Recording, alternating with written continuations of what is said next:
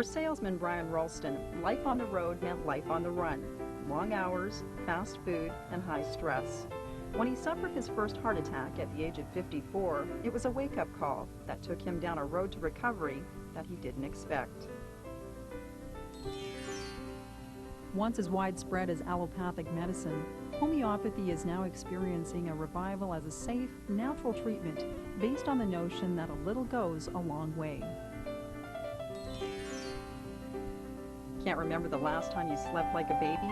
Well, you're not alone, but there are natural alternatives that can help you catch your Z's. Yoga is an ancient system of exercise that relaxes the body, mind, and spirit. But is it for the very young and the very old? Find out as we take you on another journey to a place beyond medicine.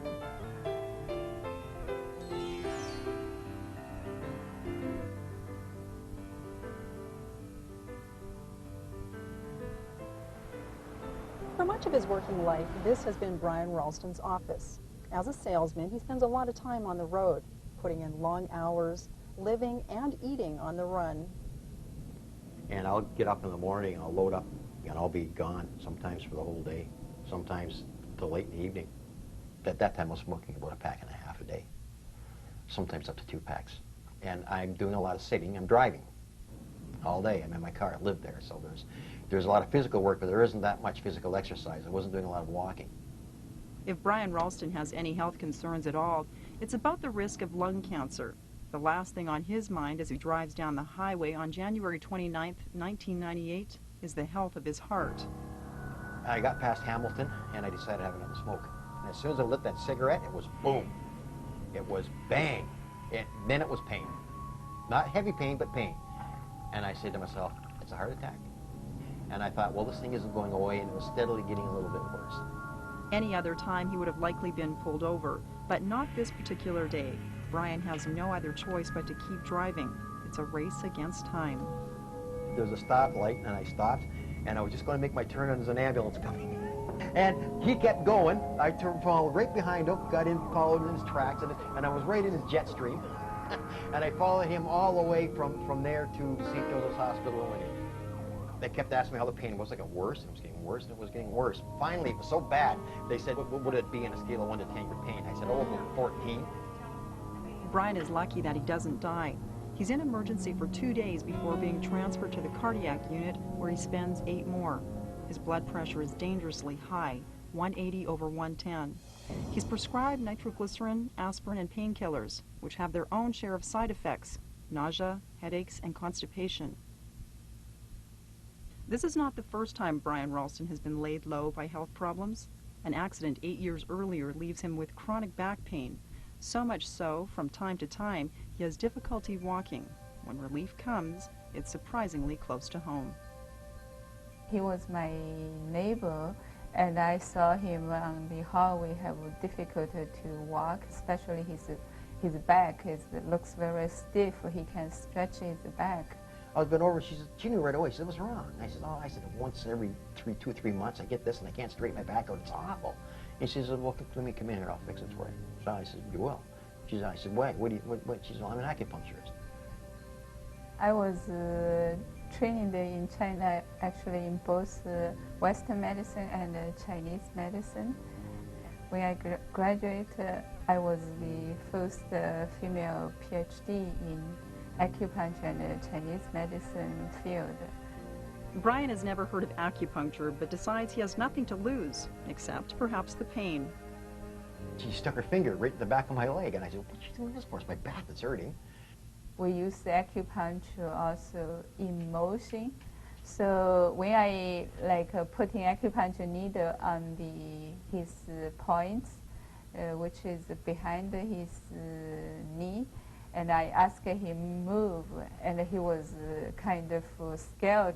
I tell him, don't worry, just keep walking. I took about 5 steps, and it was like an electric shock. Came right through from the tip of my toes right out to the top of my head. And it was like, whoa, it was gone. It was amazing. 1 needle, 1 time. I had never had back pain since. As far as Brian Ralston is concerned, acupuncture has worked wonders. But can it do the same for his heart? Once again, Brian decides he has nothing to lose. I said, what do you think I should do? I said, should I get a heart specialist? She says, yeah. I said, well, you're an acupuncturist. Why don't I just deal with you? She says, no. She says, this is serious. You got a heart attack here. And I tell him, he probably still need the medication for a while. And then we use the different herbal medicine or acupuncture treatment to help build up the body's energy. Dr. Wang prescribes various Chinese herbs in conjunction with acupuncture treatments. Dansang to clear heart congestion, and Tian Qi to help improve Brian's circulation and lower his cholesterol. She also suggests high daily doses of vitamin C and E, but her most important prescription isn't as easy as taking a pill. He's like a kind of hyper person, and he needs to deal with his stress and also his diet, because he loves the coffee and loves the cheese, and which is not good for his cholesterol and his blood pressure. So he got like a more vegetarian diet, and also the most important thing is got to quit smoke. Otherwise, I tell him, even with the Chinese medicine treatment, acupuncture, if you don't change the lifestyle, change the way you're thinking, and probably problems still will occur.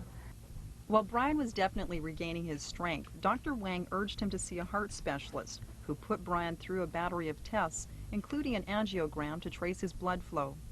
Results showed that Brian had severe arterial sclerosis, that 85 to 90% of his heart was blocked. Concerned that his patient is a prime target for another attack, the heart specialist recommends angioplasty, a type of heart surgery that involves opening significantly blocked arteries from the inside, avoiding the need for more extensive surgery. Like any procedure, it's not without risk. I was talking to Yuha. I said, is there anything you can do to get rid of the blocked arteries? She says, yeah. I said, well, good, then why don't you do it? Why do you got to go through all this? She says, it may take you 6 months, it may take you a year, it may take you 2 years. So you don't unblock an artery in 1 second. Brian continues his treatments with Dr. Wang.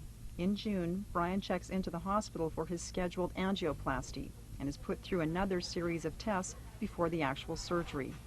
Before beginning the procedure, the surgeon leaves to look at Brian's test results. He went away and came back with 3 other doctors. And he said, he talked to them, and he comes back to me. He said, okay, Mr. Olson. He says, when did you have your heart attack? I said, January the 29th. I said, what's wrong? He said, well, nothing's wrong, sir, actually. He said, there's nothing there to do an angioplasty on. I was quite surprised because it's such a short time and he get completely recovered. Brian's been back to work ever since, but although he's still on the road, he's no longer on the run. And I am very much totally getting so recovered that I'm actually in better shape now than I was even 6 months before I had this heart attack. 10 times better shape. And not only that, but I'm eating better. I don't smoke, of course. My lungs feel like 100%. I'm getting oxygen again. With Chinese medicine, we say we not treat your physical body. Also, we treat from the mind and the spirit. So the person can be completely changed. And I'm still staying with the herbs because I realize that it's more than a tonic. It's like oil. It's like getting an oil change in your car. You've got to do if you want to keep the motor going. Coming up later, no more sleepless nights, putting insomnia to bed naturally. But first, a look at homeopathic medicine, where less is definitely more, next on Beyond Medicine.